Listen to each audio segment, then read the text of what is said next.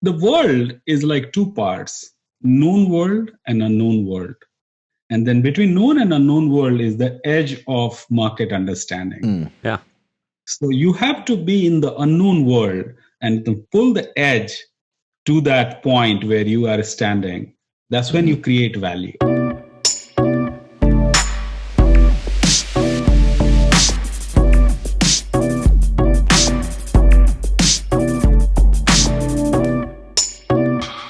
Hey, everybody, welcome back to another Future Tech video podcast. As a side note, our podcasts are now available in audio podcast form as well on iTunes, Spotify, and many other popular podcast outlets, as well as at futr.buzzsprout.com. I'll add a link to that in the description. Now, I'm really excited about today's guest, as he's been a friend and advisor to Sandesh and I for a while now, and I can't tell you how much I genuinely value his guidance and his wisdom. Bipul Sinha is an entrepreneur, engineer, and venture capitalist with more than 20 years of experience building billion-dollar companies, including his current company, Rubrik, where he is CEO. In addition, Bipul is board chairman and co-founder of Confluera, as well as a venture partner at Lightspeed Venture Partners. Bipul has always seemed to be at the center of so many important companies like Nutanix, Pernix Data and Hootsuite. He clearly has that golden touch. But more importantly, he seems to be connected to just about everyone. In fact, he may just be Kevin Bacon in disguise. I've never seen the two of them in the same place at the same time. Or to put it more succinctly for you graphing nerds, he has a high Eigenvector Centrality. Welcome, Bipul. Thank you so much. Hope I live up to that introduction. Oh, you do. You do. I already know you do. And as usual, we have Sandesh Patel with us. I mean, after that introduction, man, let's just keep going. Let's just move on, please. So, Bipul, how are you and your family doing during this time of COVID? You guys quarantining effectively, dealing with the isolation? We are doing well so far.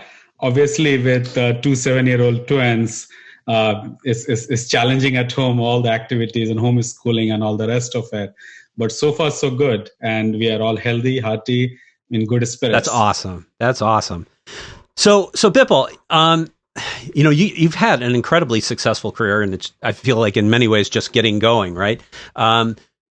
Tell us your story. I mean, we've all seen, Bipul out and about in various video interviews and things like that. But, where did you come from and how did you get here? I grew up in India. My dad was a pharma entrepreneur and it didn't work out for him. So in some ways, I like to jokingly say that the business is in my blood. I did my undergrad at IIT in EE and then came to America immediately after my undergrad. And I spent first 10 years building product and writing software code, managing people. And the first 10 years was really the initiation into the American business world for me. And also it was a journey of kind of self-discovery to understand who I am, what I'm passionate about, where I want to spend my energy. And also I got confidence that I can actually go out and give my ideas manifestation in the real world. So I left my job as a software engineer and engineering manager director and went into business school and switched into venture capital. And I did venture capital investment for several years. Been very fortunate to be involved with a number of great entrepreneurs and great ideas and companies that went on to become scale companies.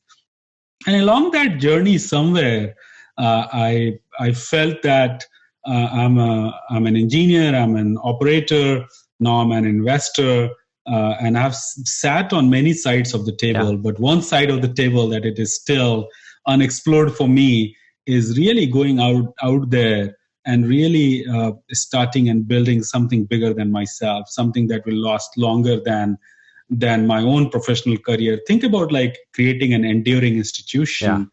And with that vision, I left my job in late 2013 and started Rubrik. And it's been an amazing journey. The number of people who came on this journey with us and supported us, gave us ideas and direction, and gave us their confidence so that their customers feel more confident about Rubrik. I mean, for example, Sandesh and you has been a very early supporter, very early, I would say visionary, who saw what Rubrik can become, what Rubrik was.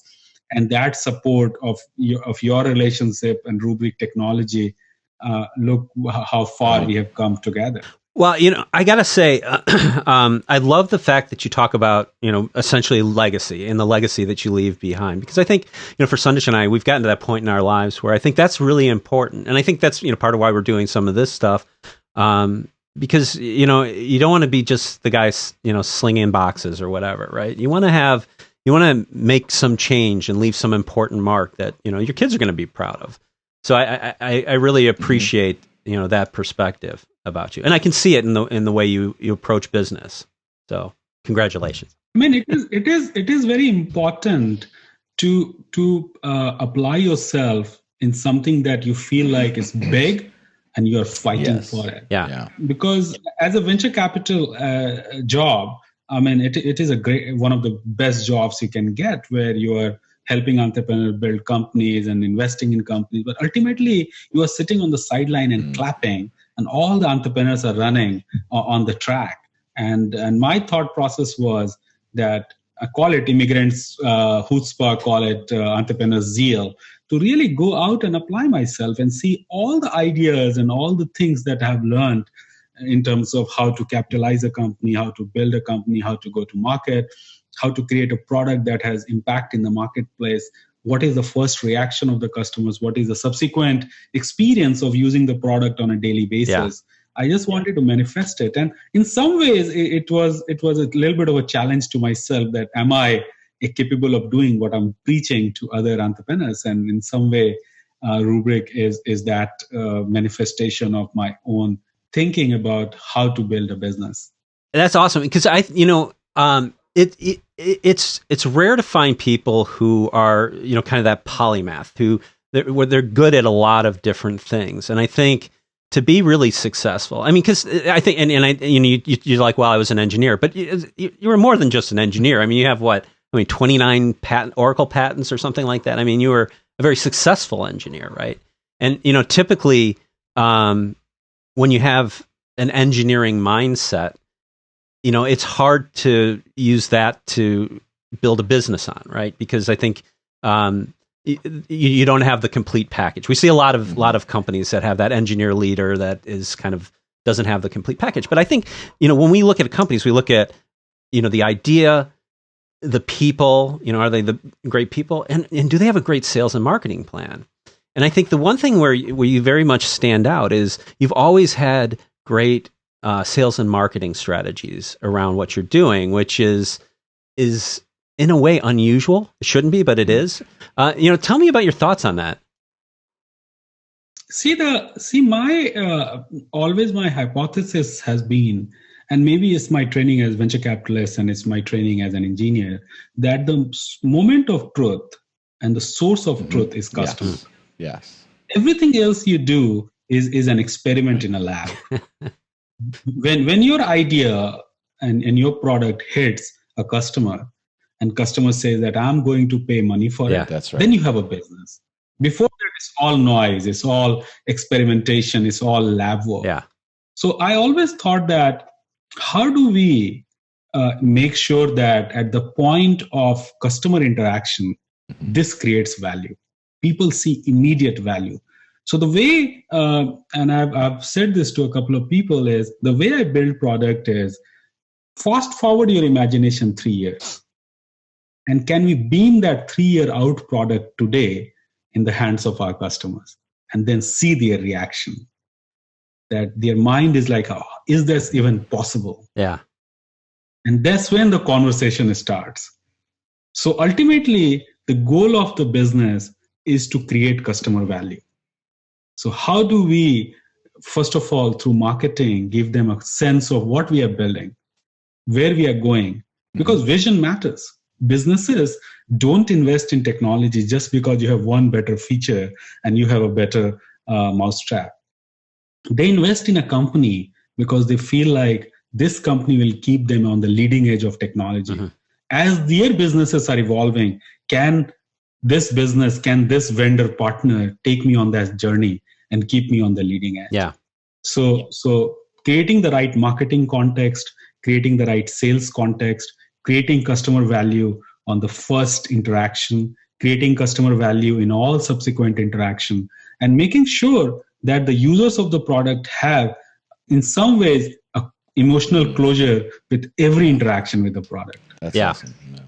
And that has been the goal of building a great company. A great company is more than just great technology. Technology is a means to an end. A great tech company is about great technology, great productization of that technology, great way to present that technology, great way to transact with that technology, great way to support that technology, and more importantly, great way to bring the ecosystem together, because you don't exist in isolation. Bring the ecosystem together as APIs and interaction technically, as well as customers, partners, supporters in the ecosystem. Because at the end of the day, if you think about it, what you and Sandesh are doing is helping your customers by being a trusted advisor of what technology they should consider. How do they reduce risk? How do they be on the leading edge of technology? So Rubrik's goal has been to enable you to be your partner, to understand your perspective, and together we go in and create value for our customers. While you remain objective in terms of you are trusted advisor to the customer, and your fiduciary is to make sure that the end user, end customers get the right technology in the right configuration with the right risk reward equation. So this business is about building that ecosystem. And we always took that perspective. It's not just about, I have the coolest technology. A lot of people have cool technology, but does it create value? Yeah. Well, and I love what you're saying about vision, because I think vision matters, both internally in a company. It's incredibly important that you project the right vision so that everybody's marching in the same direction. But it's really important that you convey that vision to the marketplace as well, like you say, because what we find is that your company is not where you want it to be yet. You're going to be growing and adding and developing and producing new cool stuff. And you have to sell that vision. And I think that's one of the reasons why you guys have done well in the market, because I think you've had a very straightforward, concise vision that you can explain to customers. I think that's important, right? I mean, if you think about it, the way as a venture capitalist, I used to tell everybody that startups are a giant person in the body of a baby. Because the growth, if you look at a startup, they grow fast and surprise everybody. Human beings, we are designed to think linearly. But any new thing that disrupts something, it is always super linear. But we can't think super linear. We think today, tomorrow, day after. But the growth and acceleration of companies or phenomena is always super linear. So the way you have to position the product and the company in the market ecosystem with your customers, with your ecosystem partner, you have to project a vision, because that vision becoming a reality is very time compressed in terms of a startup. Yeah. So that you have to make that super linear thinking expressed as a vision of the company. Yeah. And that's why it's very important. And I'm glad that even the ecosystem, if you look at Gartner, Forrester, everybody is focused on vision. That's why they have ability to execute and ability to completeness of vision. And we are very glad that they both recognized Rubrik as the highest rating of all vendors in our space. And that is in some ways a validation of what we are thinking in our own conference room and iterating with people. So it's like really the energy and vision of lots of people in Rubrik, which is expressed outside. Well, and you mentioned Gartner, and I just want to congratulate you. I mean, you were, I think, the fastest company to enter the Gartner Magic Quadrant, and now you're in the leader quadrant. You're the leader in the Gartner Magic Quadrant in data protection, which I think is a pretty outstanding feat in such a short amount of time. So congratulations on that. I mean, we are very grateful that we could express our vision and they understood where we are taking our company to. And it is also helpful to a lot of customers who are evaluating technology, because they're not just buying something that solves the problem today. They're buying something that will be with them for 5, 10, 15 years. And how do they go on this journey? And what is their confidence of our ability to continuously evolve? And again, is making the super linear real is where we are going to take our company to. So thank you so much. We are very grateful and proud of what Rubrik has achieved. Yeah, you should be. So we talked about vision. I mean, you've had great vision for a lot of companies. I mean, like somebody walks up to you with the idea for Snapchat, and it's like, what? I mean, before it's a thing, a major thing like it is, how do you say like, yeah, that sounds like a great idea. I want to invest in it. I mean, how do you see the vision in all these companies that you've invested in or started or been a part of? What are those factors that sort of it factor that drives you? I'll give an example. You said Snapchat. At Lightspeed, my partner Jeremy Liu was the lead on the Snapchat deal. He called me and said, "Bipul, we are looking at a company which actually photo disappears." And he and I and a couple of our other partners went to the first meeting where we met the entrepreneur. And a lot of credit goes to all credit goes to Jeremy. He saw that these people were bringing a new perspective in the marketplace. Yeah. And that's the essence of identifying a great idea, a great opportunity. Because what happens is that if you look at a marketplace, there are a lot of ideas in a marketplace. And what I love about our economy, the American economy, is a marketplace of ideas. But do you have a unique idea? Do you have a unique take? Do you have a unique way to solve a white space? Yeah. And that's the key of investment. It's not that your idea, everybody will like your idea, because everybody likes your idea. It means your idea has no value. So only very small number of people has to like your idea in the beginning. And then the value creation is when you make it everybody's idea. Well, when I look at Snapchat, I think the value proposition there in many ways is very subtle relative to the rest of the market, right? But it obviously was very strong. I mean, my daughter and her friends, they don't make phone calls. They don't text each other. When they show up at somebody's house, they don't even ring the doorbell. They use Snapchat. Snapchat is the center of their world. And, like to say, like 7 years ago, this thing's going to be at the center of everybody's world. That's a hard call to make, I think. See, the thing is that the entrepreneur was making a very interesting argument then. His argument was that prior generation had phones, actual phones, and there was no trail of all the phone conversation I have had that they were having with their friends and whoever they were talking to. In the modern social media oriented world, there is a trail that happens because of the postings and things like that. And his singular vision was, can social media have no trails? Can we converse with each other where there is no trail? So taking at a higher level is all about a unique perspective that is not fully accepted today. Yeah. If you think about it, when we introduced Rubrik, we said people are buying backup software, media server, storage target, replication software. God forbid, if you want to go to the cloud, then cloud replication as 4 or 5 different hardware software components. We said we'll write a single software that will do it all across all applications using a unique policy engine. It was a radical idea. Well, even folks said that maybe it will work for small businesses, it will not work for enterprise. But that's what you want to hear, that it is an interesting idea, but a very tough thing to pull off. That's when you go in and say, if this interesting idea manifests itself in a great product that you can make mainstream, then you have something that people want to buy. Yeah. Well, and I know one of the bits of advice you've always given Sandesh and I is don't do the easy thing, do the hard one. I love that. That's Because it's important, right? Because the thing is that ultimately all our endeavors has to have a price. Yeah. And the effort and the risk of a small prize, a small unknown prize, is the same as the effort and risk of a big prize.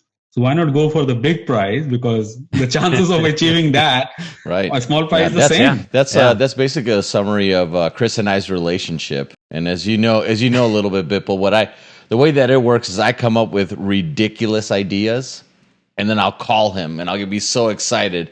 It'll be Saturday at 8 in the morning, but I wanted to call him at 6, but I'll let him wait until 8, and then I'll be like, he'll call me and he'll be like, well, I'll call him and he'll say, "Oh boy, what's the big idea?" And I'm like, I got to tell you about this idea. It's going to be amazing. And I tell him the whole pitch, right? I'm all excited. I've had a couple cups of coffee, and then Chris will be like, "Great idea, great idea." The only problem is science is not going to allow you to accomplish that. But besides that, that's a fantastic idea. But that's what's fun, right? It's like I love thinking about something that maybe is pushing the limits and arguing it with somebody and debating it to really understand the other guy's perspective.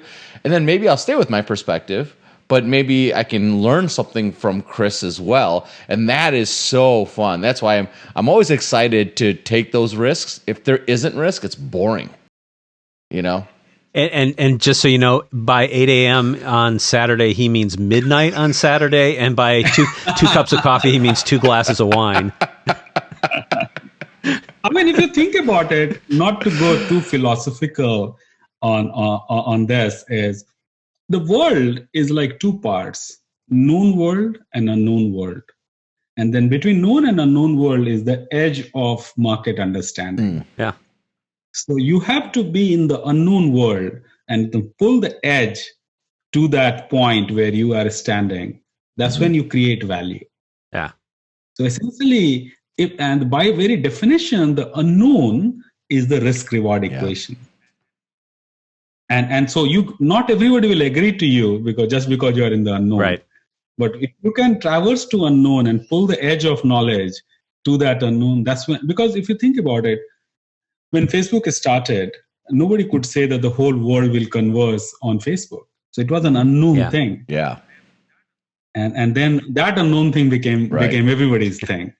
So that's what entrepreneurship is about. That's what new ideas, new venture, new thing is about. That is this beyond the edge of knowledge, edge of common understanding, edge of everybody's thinking. Yeah. And you stand on the unknown and then marshal all the efforts and powers of the world to make that known. So, on that point, I mean, getting back to Rubrik, right? I mean, that's going into the data protection space is sort of an odd choice. I think it's a space that it was in dire need of disruption for sure, but it's there's old incumbent entrenched players, and it's a thing that's people are slow to move on, and it's it's like I said, it's a competitive market already. I mean, why did you figure to throw your hat in that ring? It is a very, very good question. In fact, when I first said that I'm going to start a backup company, my wife, who is a file system engineer herself, she said, "Backup? Like, who does backup today? Why are you starting a company in backup? Backup is boring." But if you look at the history of the world, the most interesting ideas actually started in one of the most boring places. Because if you start something on a hottest thing, then it's a common knowledge. As we discussed before, right? Is everybody knows that this is something they want to do. Right. There's no value in doing that. If all the cool kids are working on something, then there's very little value in doing that. So you have to identify. So this is what the non-consensus thing is, right? You have to go on a non-consensus market, and you have to be right on that market. If you're wrong, there's nothing to create. But if you're right on a non-consensus market, that's when all the magic happens. So if you take a step back, in 2012, 2013, we were looking at how prominent Google was and how Google organized the world's publicly available information. And if you look at the cloud is fundamentally fragmenting application and data landscape. So our idea was, what would be a central organizing principle of all the private data that businesses have? The data sets in data center, data sets on the edge, data sets in the cloud. So whoever comes up with the organizing principle of that data, deliver the data to the right user at the right time on the right platform for the right duration, whether it's for recovery, compliance, governance, security, mobility, is going to be the ultimate winner in enterprise. Yeah. If people are doing an API call and getting compute in the cloud, what is the API for data? Is there a company that will define API for data? But you cannot take that big vision and start there, right? You have to go back and say, in this big vision, what is the most important thing? So most important thing is to build a metadata-driven, self-describing data platform. Combine data and metadata together. And the first vector or first application that you build on this platform is recovery. Yeah. Backup is the best way to capture data, and recovery is the first app. And then you can go compliance, governance, security, mobility, all delivered through APIs. That's why we never wanted to build a storage company. We never wanted to build an infra company. We'll partner with all of them, including the cloud. But we are going to be the organizing principle for data. So the vision is massive, but we had to go start something that we could articulate and sell. And then go from there. Yeah, I mean, I think that's a really cool, vision. And I will say that, like, man, you picked a market that everybody, I think, hated their backup solution. So you're a great relief to a great many people to bring something new and disruptive. Backup is hard. It is hard, and nobody wants to pay for it or give the guy who does the backup a hand, right? So. Absolutely. And a lot of companies, they actually, if you look at like the early, late 2000s, like 2007, 8, 9, there were a lot of storage companies that came into the picture with different combination of flash, and they solved the storage problem. But if you ask the data center team, if you ask the cloud team, the biggest problem was backup. But the issue with backup has always been it's incredibly hard thing to build because a single platform has to support multitude of applications. And how do you create that platform across all apps in a consistent way and across on-premises and cloud? So it's a big undertaking. Yeah, and you have to make it performant too, because it's a lot of data. Huge undertaking. Yeah. But that's when all the magic happens. When you have a non-consensus market, hard problem to solve, and you get it. So Bipul, one of the things that we've noticed, we talk about, how this is a very competitive market, right?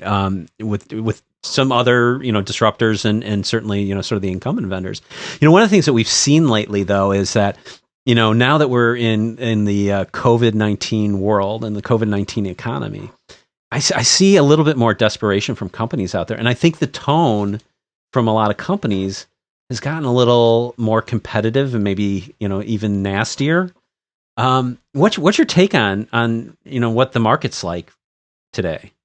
See, the interesting part that I see in the COVID economy, it is actually a very, very interesting. Obviously, it is creating a lot of trouble for our people around the world, not just Rubrik people, but people, our countrymen, and all over the world.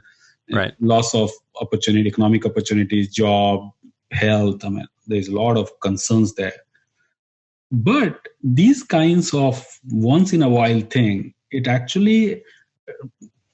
doesn't bring new things into the equation. It accelerates things that were happening from before. Mm-hmm. And if you go back to the history of all major phenomena, they accelerate the trend. Yeah. So if you look at disruption as a trend, it accelerates the disruption, and it actually creates opportunity for a disruptor such as Rubrik to actually gain more market share. Mm-hmm. Because the sharpness of focus, the adjusting to the new reality, way to provide your value proposition differently to the customers. Again, disruptor is generally more agile. That's why it's a disruptor. Mm-hmm. So in some ways, it is an opportunity to rethink how you provide value proposition to the customer, how you describe your technology, how your people are using digital disruption within the company to actually be more agile outside. Yeah. So in some ways, this COVID has accelerated digitization of Rubrik. Over a weekend, all of our 1,500-1,600 people went digital. Yeah. And we didn't miss a beat. We continued to kind of build products, sell products, support our customers. So in some ways, if you look at the market, this market will actually demonstrate that who has their things together, who has the agility to transform themselves and serve their customer differently, who has the right kind of value proposition that actually speaks to the customer need at this point, whether it's about security, cloud, whatever it is. So in some ways, this is an opportunity to accelerate your vision, because this is essentially accelerating the existing trends. Yeah, and I think the thing that's interesting about that is there's two dynamics to that. One is sort of it is a shuffling of priorities, focusing on business agility and I think in this market cost savings as well, or at least cash flow, is a big consideration right now. But the other piece of it is that the risk profiles change drastically, right? Which is perfect for a company that's a new player in the market that has a really disruptive technology, because people are willing to approach that product and try it out and give it a shot. I mean, if you look at the marketplace, if you go back 10 years, the CIO's job has been fundamentally transforming in the last 10, 12 years. They used to be the owner and operator of infrastructure and application. Now they are the consumer of services. Yeah. And as a consumer of services, they need to understand risk reward, risk modeling of different types of services that they are consuming. You throw COVID on top of it, it is actually accelerating that service consumption. And in some ways, since the IT is now such a central piece of the company's operations, right? Because if people don't have the right tools or right technology, they can't operate. So there is a chance of business having severe impact on the operation of the business if they don't have the right tech strategy. So the CIO's job is even more singularly important in COVID and post-COVID. And they have been asked to do more in a very compressed time. So in some ways, although the cash flows of a lot of industries and companies have been impacted, they have more money to spend on tech, because tech is now more than ever seen. Again, it's the acceleration of the trend. Tech was becoming central. Now it is even more central. Right. Yeah. So they have more budget. They want to achieve more things in less time. People have done 3 months of transformation that they were planning to do in 6 quarters. So I've seen people do in 2 weeks what they had planned to do in 2 years. Yeah. Exactly. It's crazy. That is what is actually the challenge and opportunity for every vendor out there. That can you meet the customer in their accelerated journey? Yeah. Do you really have the technology to help them? So this is, again, in some ways, moment of truth.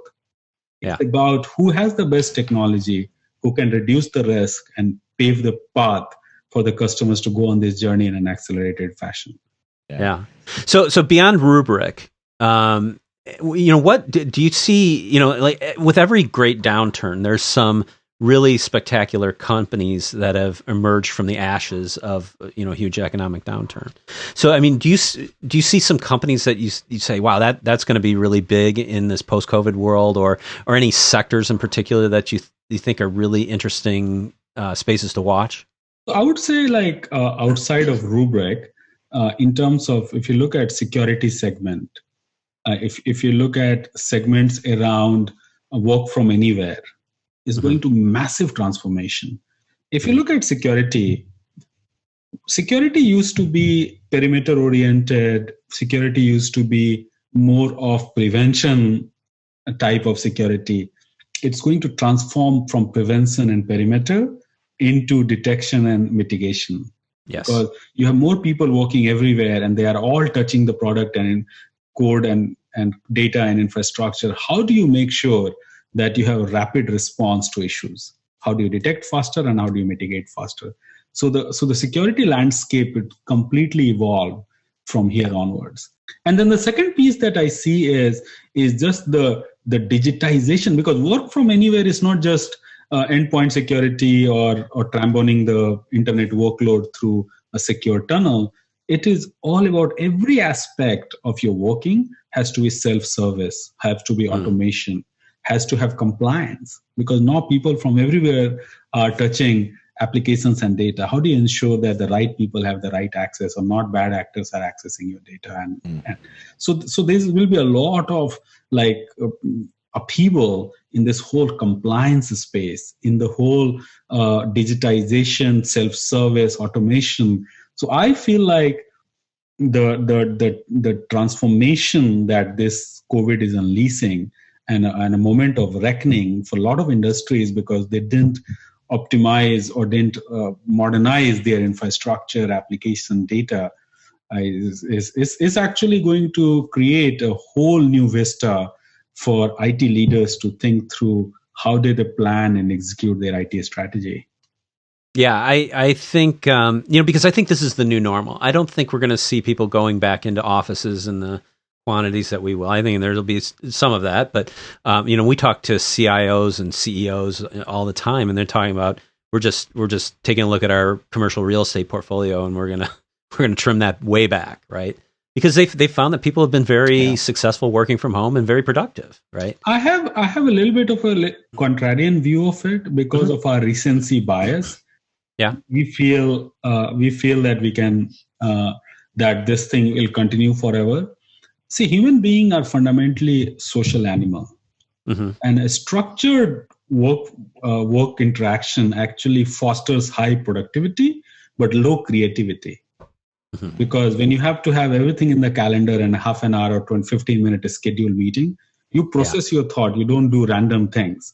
So all the hallway random interactions or water cooler discussion is actually going to impact the creativity. So what would happen is that productivity will rise in the next 18 months, and then productivity will start to decline because of lack of creativity. So there will be, I'm not saying that everybody will go back to how we were in the office all the time, but there will be some equilibrium that will be established between creativity and productivity. But the important part here is the trend of self-service, the trend of automation, the trend of access to infrastructure, application, content from anywhere. That's not going back. Yeah. And that's where the IT leaders have to rethink how to configure physicality and how to configure the digital access. And physicality and digital access has to be dissociated.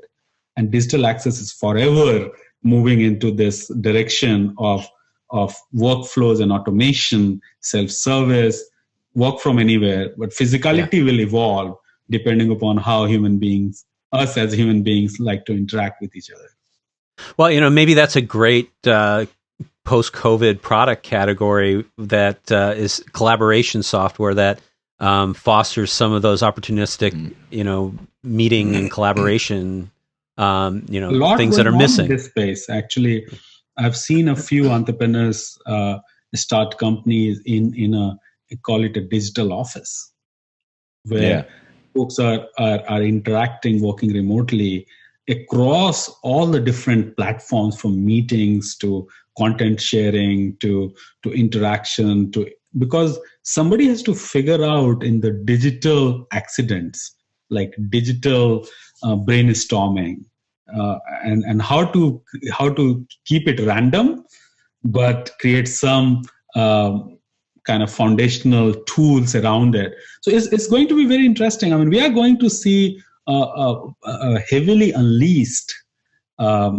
productivity era in the next 5-10 years. I was watching the the Joe Rogan podcast, and Joe Rogan said something that stuck with me. He said, he's like, I feel really bad for people that for their job, they can't use creativity, that they don't, part of their job function is not being able to use their creative side of their brain. And that really hit home for me. It's like how, I love the fact of creating something that doesn't exist today. But how do you, with your schedule and your, your calendar is always a tough one. How do you stay on top of it? What do you do to, get those creative thoughts out? I don't think that creativity is a singular process.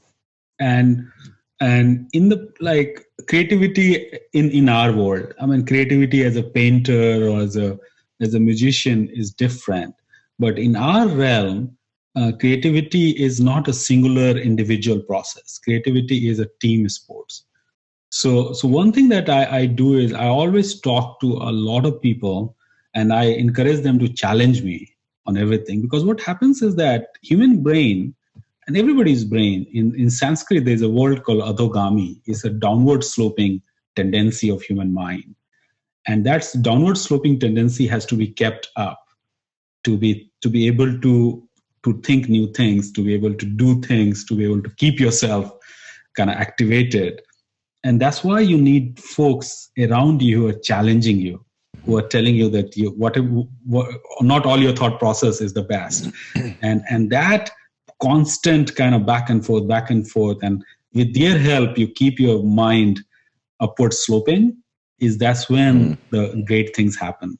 So it's like more team interaction, more vocalization of your idea. One thing that I have a strong belief in is that if you look at the spectrum, you have vocal minority on either side that actually speaks. And many a times the vocal minority on either side actually speaks something that is not useful. But you have to massively encourage the vocal minority, because vocal minority ability to speak actually gives permission for the fat middle to also speak, because they get confidence that, hey, if these guys are saying all these crazy ideas, maybe I can also speak and give some good ideas. Right. The encouragement of extreme actually brings out the usefulness of all the ideas. So the one thing that we have done in Rubrik from the beginning is we always said all the brain in the game. So everybody who is around the table, say everything that you are thinking about, and we'll figure out and tease out what the right ideas are. So it's not like me singularly or my co-founders singularly thinking about things and preaching to the rest top down. Right. It's a team sports. All of us are coming together and really elevating, let the best ideas win. And in many cases, the best ideas are not our ideas. The best ideas are other people in the company. So, that's what you want. Yeah, I mean, the individual can go fast, but the group can go far, right? Exactly. Yeah. So, Bipul, who do you like talking to? Who inspires you? Who are the folks in that you get a chance to interact with that you get really excited about? I actually have a very strong board, very strong set of advisors that I go talk to and pick their brain, and to really kind of the whole idea is be vulnerable. And when you're vulnerable, when you express that, hey, I'm seeing these things and this is how I am reacting to it, and then you hear their feedback and then think about it. So I have a very strong set of individuals that I interact with to get their feedback. But ultimately, every situation is different. If every era is different, every set of problems have uniqueness to it. So the thing is that one thing that I always keep in mind is nobody knows the truth, because whatever you are thinking is in the future. Yeah. So your own answer about the future is as good as anybody's answer, because nobody knows the truth. Right. Yeah. When nobody knows the truth, ultimately, it's kind of like driving your motorbike on a dark road where you can't see any distance. So you have to look into yourself and say, am I comfortable with the decision I'm making? And as long as you have comfort in yourself, you just do it. But you have to make sure that you course correct, not go too far with your own kind of thought process. So you make a decision, start going, and then always challenge your own thinking, and then let other people challenge you. So this is kind of like a point of view, challenges, course correct, but you have to move forward. Constantly in motion. Constant. So on that front, what's next for Rubrik? I mean, look, we always said that we want to be the world's data management platform, organize all the business data of the world. So we'll continue to push into, obviously, we came from backup and recovery, and that's our roots. And we believe that if you forget your roots, you belong to nowhere. So we'll continue to be the best in class backup and recovery platform across data center and cloud and edge. But the platform that we are building using metadata and operators, we'll push the envelope in terms of compliance, governance, security, mobility, and really build a company that creates a platform for anybody to jump in and fulfill their professional ambition. And so one other question I wanted to ask you is, what's next for Bipul? Because, if I were you, and with all the success I've had in my career, I would be on a beach, sipping Mai Tais, but you go into the office every day. So what's next for Bipul? I don't know. I mean, I don't feel as successful, to be honest. I feel like I'm failing every single day, and I'm fighting every single day. Because the thing is that we have to realize the potential of Rubrik. We have to really give Rubrik the best opportunity for Rubrik to realize its potential. Yeah.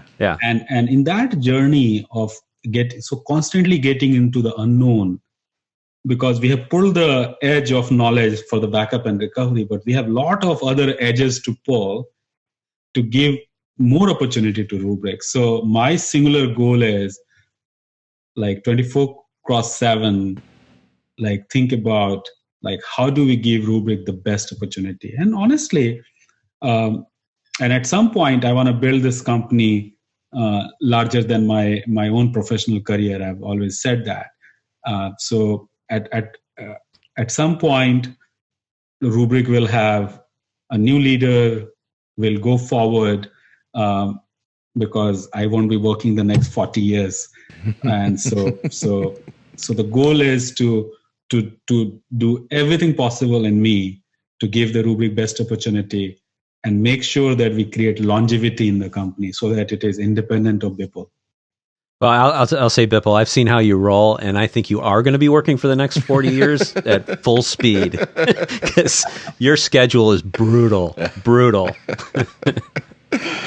I hope nobody in my family hears that. Yeah, we'll keep this one secret. What's up with the IIT? Why is every so it seems like it's a school that is extremely difficult to get into, but it creates just a lot of extremely successful people, No doubt. What do they do so well? So IIT, the way I think about it, is a great equalizer.